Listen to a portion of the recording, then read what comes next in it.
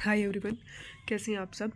So this is day 42 of UPSC CSC mains PYQ series and day 11 of ethics mains PYQs. और आज का हमारा topic है corporate governance. इसको लेके 3 क्वेश्चंस पूछे गए हैं, मींस 3 पीवाईक्यूज हैं, लेकिन उसके साथ साथ ही मैंने 5 क्वेश्चंस टॉपर्स कॉपीज से भी उठाए हैं। तो आज का डिस्कशन हमारा थोड़ा लंबा होने वाला है, तो स्टार्ट करते हैं हमारा डिस्कशन। सबसे पहला क्वेश्चन जो कि 2017 में पूछा गया था, और इसके जैसे सिमिलर क्वेश्चन 2022 में भी पूछा गया है, तो हम इन दोनों को साथ ही डिस्कस करेंगे। सबसे पहले हम 2017 वाला क्वेश्चन रीड करते हैं। क्वेश्चन है कि जो कॉर्पोरेट सोशल रिस्पॉन्सिबिलिटी है वो कंपनीज को ज़्यादा प्रॉफिटेबल और सस्टेनेबल बनाती है, इस चीज़ को एनालाइज कीजिए। और जो सेकंड क्वेश्चन है वो ये है कि इन द कंटेम्प्रेरी वर्ल्ड जो कॉर्पोरेट सेक्टर का कंट्रीब्यूशन है to generating wealth and employment वो इंक्रीज हो रहा है, but in doing so they are bringing in an unprecedented onslaught on the climate, environmental sustainability and living conditions of human being. In this background, do you find that corporate social responsibility is efficient and sufficient enough to fulfill the social roles and responsibilities needed in the corporate world for which CSR is mandated? Critically examine करना है।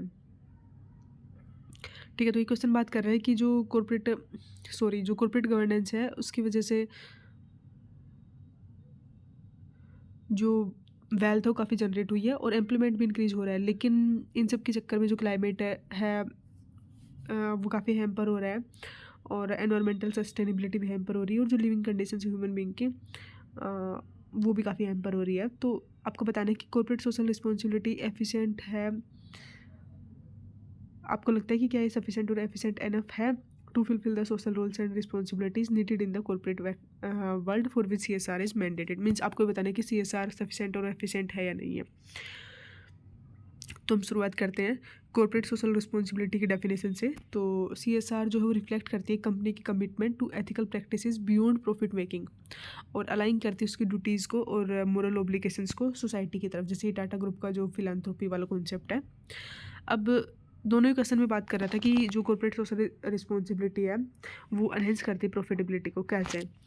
तो CSR की वजह से जो companies हैं उनकी brand value improve होती है और कस्टमर लॉयल्टी भी इंप्रूव होती है। जैसे टाटा टी का एक कैंपेन चला था जागो रे, तो इससे टाटा टी का जो ब्रांड वैल्यू है वो काफ़ी बढ़ गई थी।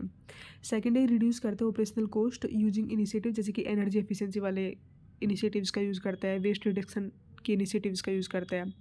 फॉर एग्जांपल ITC का sustainability in paper and agri business जो है ये कॉन्सेप्ट काफ़ी चला था और इसकी वजह से एनवायरनमेंट को और क्लाइमेट चेंज को लेके काफ़ी हेल्प मिली थी।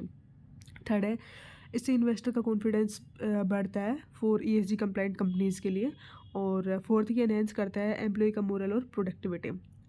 अब हम बात करते हैं कि कैसे कॉर्पोरेट सोशल रिस्पॉन्सिबिलिटी इंप्रूव करता है लॉन्ग टर्म सस्टेनेबिलिटी को। तो सबसे पहले तो ये लोकल सपोर्ट को बढ़ाता है और कन्फ्लिक्ट और प्रोटेस्ट को कम करता है, जैसे टाटा स्टील्स का जो वर्क है जमशेदपुर में वो इसका एक अच्छा एग्जाम्पल है। दूसरा ये रिड्यूस करता है रेगुलेटरी रिस्क को, क्योंकि आप एनवायरमेंटल और लेबर नॉर्म्स को ऑलरेडी फॉलो कर रहे हो। थर्ड है ये एनकरेज करता है लॉन्ग टर्म थिंकिंग को और बिजनेस की जो कंटिन्यूटी है फिर वो इंश्योर होती है। और लास्ट है कि ये सपोर्ट करता है क्लाइमेट रेजिलियंस को, प्रोटेक्ट करता है सप्लाई चेन को। अब CSR की क्या लिमिटेशंस हैं? तो इसको कभी कभार पब्लिसिटी टूल की तरह भी यूज़ कर लिया जाता है विदाउट जेन्युइन इम्पैक्ट, जिसको कि हम सिंबॉलिक CSR बोलते हैं। दूसरा कि इसमें इनिशियल कॉस्ट काफ़ी हाई हो सकते हैं, जिसकी वजह से जो आपकी प्रॉफिटेबिलिटी है शॉर्ट टर्म में वो कम हो सकती है, स्पेशली जो स्मॉल कंपनीज हैं उनके लिए। और थर्ड है कि मैंडेटरी जो CSR है इंडिया के अंदर वो 2% प्रॉफिट रूल के हिसाब से चलता है। समटाइम्स क्या होता है कि वो लीड करता है token spending instead of strategic integration. तो यहाँ पे हमने CSR की पॉजिटिव और नेगेटिव दोनों की बात की है, तो ये क्रिटिकल एग्जामिनेशन हुआ है। अब CSR जो है वो जेन्युइनली इंटीग्रेट कर सकते हो आप कॉर्पोरेट स्ट्रेटेजी में, नॉट ट्रीटेड एज चैरिटी, तो वो एनहेंस करेगा प्रॉफिटेबिलिटी को भी और सस्टेनेबिलिटी को भी। अब जब भी आपके पास CSR या कॉर्पोरेट गवर्नेंस या फिर बिजनेस गवर्नेंस इनसे रिलेटेड कोई भी क्वेश्चन आए तो आपको ये वाला एग्जाम्पल यूज करना है, जहाँ पे फर्स्ट सर्कल शो करता है प्लानट, सेकंड सर्कल शो करता है पीपल और थर्ड सर्कल शो करता है प्रोड्यूसर। और इनका जो इस कॉमन एरिया है ये है आपका एथिकल कॉर्पोरेट गवर्नेंस। आपको ये डायग्राम हमेशा बना के आना है जब भी आपको कॉर्पोरेट गवर्नेंस या फिर CSR वाला कोई भी क्वेश्चन मिले। अब हम सेकंड क्वेश्चन पे आते हैं। ये क्वेश्चन 2023 में पूछा गया था। ये बात कर रहे हैं कि आप मोरल इंटीग्रिटी और प्रोफेशनल एफिशिएंसी से आप क्या समझते हो in the context of corporate governance, और इलस्ट्रेट कीजिए सूटेबल एग्जांपल्स के साथ। तो मैंने स्टार्ट किया है ब्लू स्मार्ट मोबिलिटी के एग्जांपल से कि इनके ऑपरेशंस को रिसेंटली सेबी ने सस्पेंड कर दिया है, क्योंकि उन्होंने पाया कि ब्लू स्मार्ट मोबिलिटी जो है अपने इनके जो भी इन्वेस्टर्स थे उनके फंड को मिस अप्रोप्रिएटली यूज कर रहा था, जो कि हाईलाइट करता है लैप्सेस इन कॉर्पोरेट गवर्नेंस। अब जो कॉर्पोरेट गवर्नेंस है वो किस चीज़ को लेके है? About promoting corporate fairness, transparency and accountability. उसके अंदर मोरल इंटीग्रिटी और प्रोफेशनल एफिशिएंसी दो बहुत ही इंपॉर्टेंट वैल्यूज़ हैं, जो कि एक सेंट्रल रोल प्ले करती हैं एफिशिएंसी इंश्योर करने में। मोरल इंटीग्रिटी को डिफाइन किया इसने कोहेरेंस बिटवीन, ऑब्वियसली वही इंटीग्रिटी वाला कॉन्सेप्ट है कि मोरल इंटीग्रिटी एक कोहेरेंस है between your thought, speech and actions. Corporate governance में हम लोगों का काफ़ी सारे स्टेक होल्डर्स होते हैं, ranging from people, planet and producer. तो यहाँ पे एक नीड है कॉर्पोरेशंस को कि वो इंश्योर करें मोरल इंटीग्रिटी। जैसे कि इन्फोसिस की लीडरशिप है वो एडेयर करती है ट्रांसपेरेंसी और विसल ब्लोअर प्रोटेक्शन में, even in high pressure environments. फिर हम बात करते हैं प्रोफेशनल एफिशिएंसी की। प्रोफेशनल एफिशिएंसी होती है कि आप की कॉम्पिटेंस, स्किल या फिर due diligence with which boards, executive और मैनेजर्स अपनी रिस्पॉन्सिबिलिटीज़ को डिस्चार्ज करते हैं। ये इंश्योर करती है effective risk management, compliance, innovation और लॉन्ग टर्म वैल्यू क्रिएशन। और इसका एग्जांपल HDFC बैंक की इंटरनल रिस्क मैनेजमेंट सिस्टम।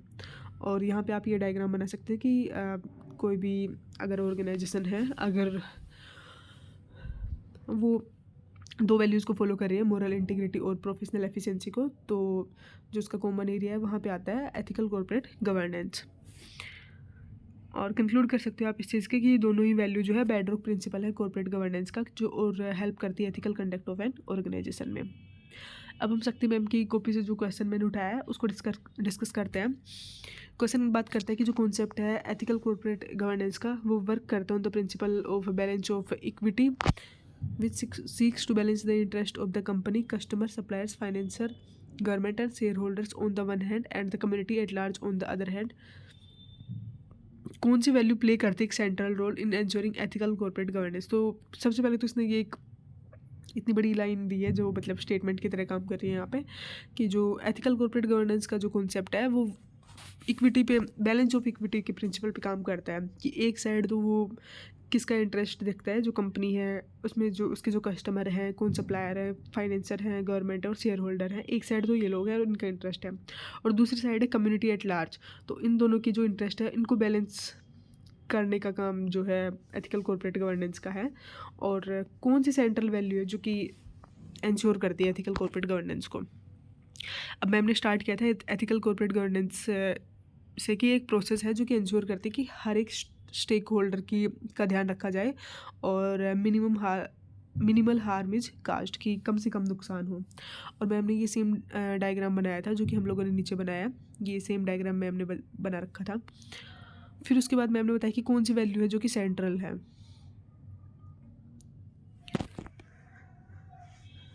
तो मैम ने बताया कि इंटीग्रिटी की जो वैल्यू है वो सेंट्रल है in ensuring ethical corporate governance. की integrity is defined as coherence between thought, speech and actions. ये हाईएस्ट वर्च्यू है किसी भी वैल्यू सिस्टम का, और ये एबिलिटी है कि आप अपना काम करते जाएं, to keep doing the right thing even when no one is watching. और कॉर्पोरेट गवर्नेंस में हमारे पास बहुत सारे स्टेक होल्डर्स होते हैं, पीपल, प्लानेट, प्रोड्यूसर। दस वहाँ पे एक नीड है for corporates to ensure integrity. आजकल हम बहुत सारे ब्रिज देख रहे हैं, जैसे कि ग्रीन वॉशिंग हो गया जो कि एक अनएथिकल प्रैक्टिस है और इसको अवॉइड करना चाहिए। They should think of for the sustainable process, adapt as well as implement it.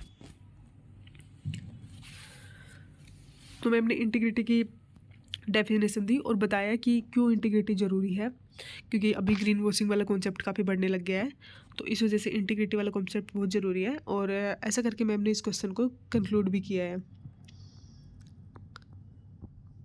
अब हम सेकंड क्वेश्चन पे आते हैं जो कि अनिमेश सर ने लिखा था।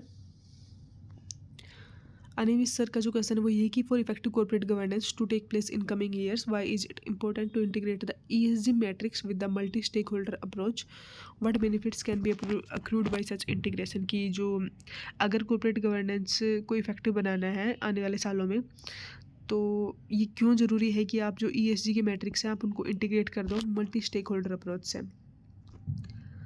और क्या बेनिफिट्स होंगे इस इंटीग्रेशन से। तो सबसे पहले सर ने बताया कि कॉर्पोरेट एथिक्स जो है वो एडवोकेट करती है ट्रिनिटेरियन वेलफेयर मॉडल पे, catering to effective environmental social and governance, ये ESG की डेफिनेशन है। Norms fulfilling the spirits of equity and sustainability. अब क्या इंपॉर्टेंस है integrating ESG matrix with multi stakeholder approach. तो सबसे पहले तो ये एक बैलेंस्ड अप्रोच होगी in meeting the triple bottom line. Triple bottom line में सर ने वही एग्जाम डायग्राम बनाया, प्रोड्यूसर पीपल एंड प्लानट, और फिर यहाँ पे एथिकल कॉर्पोरेट गवर्नेंस। फिर बताया कि जो एथिकल कॉर्पोरेट कल्चर है वो किस लाइन पे है, maximum of reciprocity, means corporate जो उनके एक मोरल ओब्लिगेशन है to return goodwill to society. Third है ये प्रीवेल करता है एथिकल स्टैंडर्ड्स को, कि जो ट्रांसपेरेंट गवर्नेंस है वो टेक केयर की जा रही है of various stake holders, create an amicable work culture. Fourth है सस्टेनेबल डेवलपमेंट हो रहा है, to fulfil the demands of Paris agreements corporations need to be environmentally ethical. और लास्ट की जो प्रोडक्टिविटी है वाया इंक्लूजन वो प्रमोट हो रही है, कि जो मैकिन्सी की जो रिपोर्ट थी उसने नोट किया कि जो डाइवर्सिटी ऑर्गेनाइजेशंस के अंदर वो इम्प्रूव करती है प्रोडक्टिविटी बाय 30%। तो ये इंपॉर्टेंस है integrating ESG matrix with multi stakeholder approach. अब क्या बेनिफिट्स अक्रू किए जाते हैं इन नॉर्म्स की वजह से। तो एनवायरमेंटल लेवल पे क्या बेनिफिट्स हैं कि सस्टेनेबल डेवलपमेंट प्रमोट होता है, एनवायरमेंटल कॉन्शियसनेस बढ़ती है लोगों में, कंज्यूमर्स जो है वो हाई फैशन ब्रांड्स को डिफीट करते हैं। थर्ड है कि जो फ्लोरा और फोना है उसका प्रेजेंट किया जाता है, और क्लाइमेट चेंज है वो कम हो रहा है, उसको लिमिट किया जा रहा है। सोशल लेवल पे क्या बेनिफिट्स हैं कि इंक्लूसिव डेवलपमेंट हो रहा है, इनइक्वालिटी मिनिमाइज हो रही है, और जो जस्टिस है वो उसकी रेलेवेंस बढ़ रही है। जैसे कि वेदांता कंपनी के अगेंस्ट नीलगिरी में प्रोटेस्ट हुआ था 2013 के टाइम पे। गवर्नेंस लेवल पे क्या बेनिफिट है कि वर्क कल्चर इंप्रूव हो रहा है और ट्रांसपेरेंसी और अकाउंटेबिलिटी बढ़ रही है। और कंक्लूड किया है सर ने कि with SEBI mandating business and sustainability reporting, India जो मूव कर रही है towards an empowered ethical corporate governance. अब हम नेक्स्ट क्वेश्चन पे आते हैं जो कि आदित्य सर ने लिखा था। Which corporate leader has inspired you the most and what moral lessons have you learn from their life. Sir ने लिखा है कि सर ने इसमें रतन टाटा जी के बारे में बताया कि कॉर्पोरेट लीडर्स जो है उनको अपहोल्ड करना चाहिए कॉर्पोरेट एथिक्स ऑन, और फिर वो same example people planet and producer and then ethical corporate governance. फिर सर ने बताया कि उन्हें रतन टाटा जी जो हैं वो एज ए कॉर्पोरेट लीडर काफ़ी इंस्पायर करते हैं ड्यू टू फॉलोइंग। सबसे पहले उनकी सिंप्लिसिटी, कि कोई एक्स्ट्रा वेजेंस नहीं है डिस्पाइट मनी, मीन्स वो बुद्धिस्ट मिनिमलिज्म को फॉलो करते हैं। दूसरा है पैट्रियोटिज्म, कि वो उन्होंने टुक ओवर किया और जो ब्रांड जगवार थी उसको बनाया to promote India's name. Third है कि वो कंपैशनेट थे। फॉर एग्जांपल ये एक प्रोजेक्ट है सशक्त गिहानी। अब मुझे इसके बारे में एक्चुअली मैंने गूगल किया था, बट मुझे एक्चुअल में मीन्स इसका कुछ मिला नहीं इसके बारे में, बट सर ने लिख रखा था। वो वर्ड कुछ और हो सकता है, बट मुझे उनकी राइटिंग से जितना समझ में आया है मैंने यहाँ पे लिख दिया है। फोर्थ है लीडरशिप, कि वो अपने एम्प्लॉयज़ की काफ़ी केयर करते थे। ड्यूरिंग कोविड उन्होंने किसी भी एम्प्लॉय को फायर नहीं किया। फिफ्थ है एनवायरमेंटल स्टीवार्डशिप, कि वो लगातार काम कर रहे थे कार्बन फुटप्रिंट को कम करने के लिए। इंक्लूसिविटी, कि इनका एक मानसी इनिशिएटिव है एज हिज ब्रेन चाइल्ड, जो कि इंक्लूड करता है PWDs को। और लास्ट है dedication, beyond being the minimal guide Tata contribute करती है 5 to 7% of profit to CSR activities. Additionally उनका विजन है जो कि उनके एक्शन से अलग है, जैसे कि वो ग्लोबल सिटीजनशिप के बारे में बात करते हैं, प्रूडेंस दिखाते हैं इन हैंडलिंग फाइनेंसेस, और थर्ड की प्रमोट करते हैं स्टोइसिज्म ऑफ ओरेलिस, जैसे कि हेल्प करते हैं दूसरों के as an end in itself. अभी आप देख सकते हो कि काफ़ी बार टॉपर्स भी कंक्लूजन लिखना भूल जाते हैं, जैसे यहाँ पे आदित्य सर ने भी नहीं लिख रखा था, और ऊपर जो हमने शक्ति मैम वाला क्वेश्चन लिखा तो वो भी मीन्स वहाँ पे भी वर्ड काफ़ी कम थे, और मैम भी कंक्लूड करना भूल गई थी। तो ऐसा काफ़ी बार होता है। अब हम नेक्स्ट क्वेश्चन पे आते हैं। लास्ट के 2 क्वेश्चन मैं विशाखा मैम की कॉपी से डिस्कस कर रही हूँ। विशाखा मैम ने 2019 में पेपर दिया था, इनकी ऑल इंडिया रैंक 6 थी, और अभी तक इनके एथिक्स में हाईएस्ट मार्क्स है, मीन्स इनके 162 मार्क्स थे हाईएस्ट, जो कि अभी तक आई थिंक सो हाईएस्ट ही रहे हैं। तो मैम की कॉपी से मैंने क्वेश्चन लिया है कि what do you understand by corporate ethics और इसकी सिग्निफिकेंस बताइए फॉर सोशियो इकोनॉमिक डेवलपमेंट। तो उस टाइम पे थोड़े बेसिक से ही क्वेश्चंस आते थे, मीन्स सिलेबस से डायरेक्ट क्वेश्चंस पूछ लिए जाते थे। तो मैंने स्टार्ट किया कि कॉर्पोरेट एथिक्स की डेफिनेशन से कि कॉर्पोरेट एथिक्स जो है वो डील करते हैं with the standard of governance in the business sector and the way a company behaves towards its internal and external stakeholders. ये इनकम्पास करती है broader aspect of corporate governance. ये इंक्लूड करती है इंक्लूसिविटी सभी स्टेक होल्डर्स की, accountability, transparency in the structure and values as given by the Kumar Mangalam committee.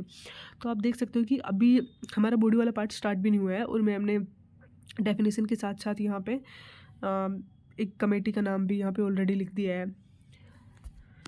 तो ये कुछ रीजंस ऐसा है जिनकी वजह से मैम के इतने हाईएस्ट मार्क्स आए हैं। और अगर मैंने जब मैम की कॉपी देखी तो मैंने फील किया कि मैम ने मैम का जो प्रेजेंट करने का वे है आंसर को वो काफ़ी अच्छा है, मीन्स मैम की राइटिंग भी काफ़ी अच्छा है और उन्होंने जो प्रेजेंट किया है आंसर्स को वो बहुत अच्छे तरीके से कर रखा था। अब क्या सिग्निफिकेंस है इन सोशियो इकोनॉमिक डेवलपमेंट।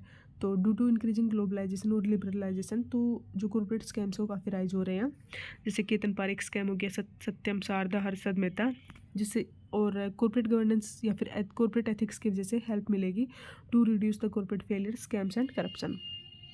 सेकेंड, ये इंक्रीज करता है एफिशिएंसी और ट्रांसपेरेंसी और financial disclosure of the work culture.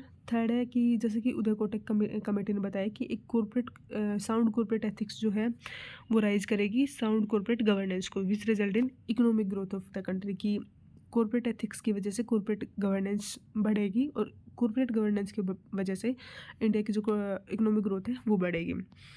Fourth है कॉन्सेप्ट ऑफ कंपैशनेट कैपिटलिज्म, जहाँ पे सोशल रिस्पॉन्सिबिलिटी जो है वो जैसे कि स्कैंडिनेवियन कंट्रीज़ में की जाती है। और ये कॉन्सेप्ट जो है नारायण मूर्ति ने बताया था कि वहाँ पे स्कैंडिनेवियन कंट्रीज़ में भी एक कंपैशनेट कैपिटलिज्म वाला एक कॉन्सेप्ट चलता है। फिफ्थ है कि हेल्प करता है redistributive justice through CSR fund की 2% ऑफ नेट प्रॉफिट वो आपको ऑब्वियसली चैरिटी में देना पड़ेगा। इन द एंड जो प्रिंसिपल है wealth without work and commerce without morality need to be remembered. तो आप देख सकते हो कि मैम ने एग्जांपल्स काफ़ी डाले हैं, कमेटीज़ के नाम काफ़ी डाले हैं और कुछ इनको आप फिलैंथ्रोपिस्ट बोल सकते हो कि इनके भी नाम काफ़ी डाले हैं, जैसे गांधी का नाम यहाँ पे डाल रखा है मैम ने, उनका एक थॉट भी यहाँ पे इन्होंने डाला है। तो इस वजह से शायद मैम के काफ़ी अच्छे मार्क्स आए हैं। अब मैम के मैंने एक और क्वेश्चन लिया है कि it takes more than a corporate governance policy to inspire ethical behaviour and sustain a truly ethical workplace discuss करना है। तो वही मैम ने कॉर्पोरेट गवर्नेंस के डेफिनेशन से स्टार्ट किया कि corporate governance art of conducting day to day operations of a company with internal and external stakeholders. अब क्या पॉलिसीज़ हैं कॉर्पोरेट गवर्नेंस की, क्योंकि यहाँ पे कॉर्पोरेट गवर्नेंस की पॉलिसीज़ की बात कर रखी थी तो मैंने सबसे पहले इसकी बताया कि क्या पॉलिसीज़ हैं। तो एक कंपनीज एक्ट 2013 वाला वो फॉर्मुलेट किया गया था to ensure to BOD to look over transparent fair governance and transactions among shareholder and employees. फिर मैम ने कमेटी बताया कि जैसे कि उदय कोटक और कुमार मंगलम कमेटी है, उन्होंने भी स्ट्रेंथन किया है कॉर्पोरेट गवर्नेंस पे by constituting the independent directors at least one being women. तो ये कुछ पॉलिसीज़ हैं। थर्ड पॉलिसी है कि इंजेती श्रीनिवासन कंपनी जिसने उस टाइम पे एडवोकेट किया था for better utilization of CSR funds और सोशल अकाउंटेबिलिटी को फिर वो प्रमोट करेगा। और जो मॉन्ट्रियल कोग्निटिव असेसमेंट है उसने भी मैंडेट किया है disclosure of ICC reports in annual report, क्योंकि वो हाईलाइट करता है सेक्सुअल हरेसमेंट। तो ये कुछ ये पॉलिसीज़ हैं कॉर्पोरेट गवर्नेंस पे। अब लेकिन अगर आपको ट्रूली एथिकल और इंस्पायरिंग करना है तो कॉर्पोरेट गवर्नेंस में क्या क्या ज़रूरत है। सबसे पहले तो कंपैशनेट कैपिटलिज्म कॉन्सेप्ट जो कि नारायण मूर्ति का, जो कि फोकस करता है 3P पे, ये वाला डायग्राम बनाया फिर मैम ने। फिर सेकंड, आर्क ने स्टैब्लिश किया है code of ethics under the company law with proper soft skills training and quarterly assessments and test. और थर्ड है कि जो सोशल रिस्पॉन्सिबिलिटी है under the CSR fund dispersal वो होल हार्टेडली लेनी चाहिए। और फिर मैम ने कंक्लूड किया कि जो कॉर्पोरेट हैं उनको एजेंट ऑफ चेंज बनना चाहिए फॉलोइंग सस्टेनेबल ग्रोथ प्रिंसिपल, जो कि फॉलो किया जाता है बिल और मेलिंडा गेट्स फाउंडेशन के थ्रू, टाटा ट्रस्ट के थ्रू, to make India achieve inclusive growth. और लास्ट में हमने लिखा है SDG 8। इसके साथ ही हमारा आज का डिस्कशन एंड होता है। आई होप कि आप सभी को ये सेशन पसंद आया होगा। अगर आप लोगों को कोई भी इनपुट देना है तो वो आप कमेंट बॉक्स में दे सकते हो, उसको नेक्स्ट वीडियो में डिस्कस कर लेंगे। Thank you so much.